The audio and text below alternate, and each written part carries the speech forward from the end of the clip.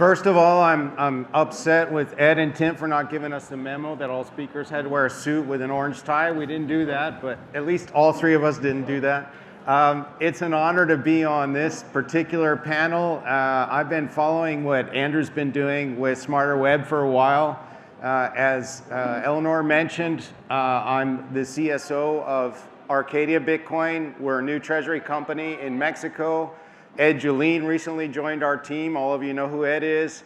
I'll give you a bit of a background on Mexico and a bit on what we've been doing. Similar to some of Paul's background context, obviously most of you in here are Americans, some Europeans, and beyond. But obviously we all have some familiarity with Mexico, usually on the beaches. Mexico's 15th largest GDP country in the world. 130 million people in Mexico. Mexico is the gateway not just to the US, but to Spanish-speaking Latin America. 450 million people live in Latin America and speak Spanish, so outside of Brazil. There is $350 billion tied up in pension funds in Mexico that have a lot of restrictions around investing in foreign capital markets, but limited opportunity in domestic markets. They're currently returning around 6% per year. M2 growth is 10% a year in Mexico. The $700 billion in domestically owned treasury instruments, $100 billion more in money markets. So that's, if you're doing the math, over $1 trillion of trapped capital, primarily institutions. There's a grassroots Bitcoin community in Mexico that's really interesting, emerging in a lot of the different communities. I live in Monterrey, which is the second largest city in Mexico outside of the Ciudad de Mexico. Ed and I are both bilingual in Spanish, if you didn't know that. So we're the two gringos on the team, but we speak Spanish and we eat Mexican food all the time. Our company, Arcadia, was previously known as Capital X. Has an 8-year track record, but unlike most every other treasury company in the market, we're actually a Bitcoin company.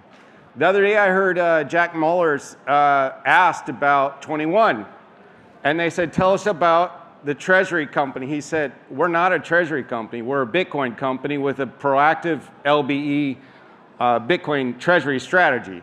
And that's how we define ourselves. So I joined only months ago. The company was formed by two cypherpunks back in 2017, have been servicing Bitcoin brokerage, Bitcoin-backed lending. We have a debit card. We have a DCA coming very soon now. We have some support for institutions, OTC and otherwise. Our underlying business model generates Bitcoin organically. We are a native Bitcoin company pursuing an aggressive Bitcoin treasury strategy. We are private, we're early, so been following Andrew and some of the other earlier treasury companies that are gaining traction to learn from all of them, so it's amazing again to be on the stage with them. We have our own custody in-house. Within 30 days, we'll be publishing our proof of reserves. We offer custody for our institutional customers and our retail customers pretty soon. Our debit card will soon have a BTC cashback, so kind of like Fold. We have a growing lending business that's kind of like Ledin. So we are aimed to be the place to go for institutions and retail investors in the Bitcoin community, whether you want to be on the Bitcoin self-custody or you want to be in the investment or both. And we see a lot of synergy with both. We aim to tokenize our securities and allow pathways for our investors to migrate their securities into our app to then leverage for Bitcoin-backed lending, et cetera. So you can envision all kinds of pathways for synergy amongst them. And with that, we're opening to questions. Thank you.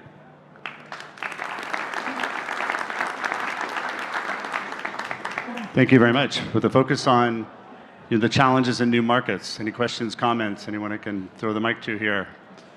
Anybody? Anybody? Got one back there.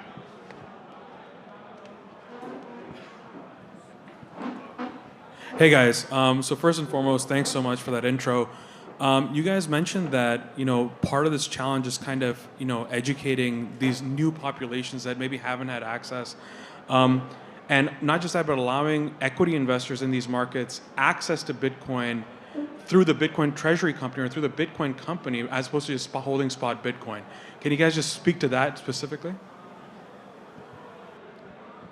I'll start. One thing that's fascinating, so we're a Bitcoin company, and so we struggle with this too when we think about the treasury side and like, are we discouraging people, retail investors, from holding spot Bitcoin and self-custody, which is something our underlying business has been doing for 8 years, supporting that. There's a couple things. First of all, in Mexico, I didn't mention, it's really interesting. There's a tax arbitrage for retail. So retail investors can pay up to 35% capital gain on the sale of spot Bitcoin, but they're capped at 10% on the sale of equities and public instruments. So what we see is that it's very easy for all of us sort of core Bitcoiners to like put everyone in a pigeonhole and say everyone needs to buy all of their Bitcoin and hold it in self-custody. But what is that? 5% of the current Bitcoin held in the world is held that way?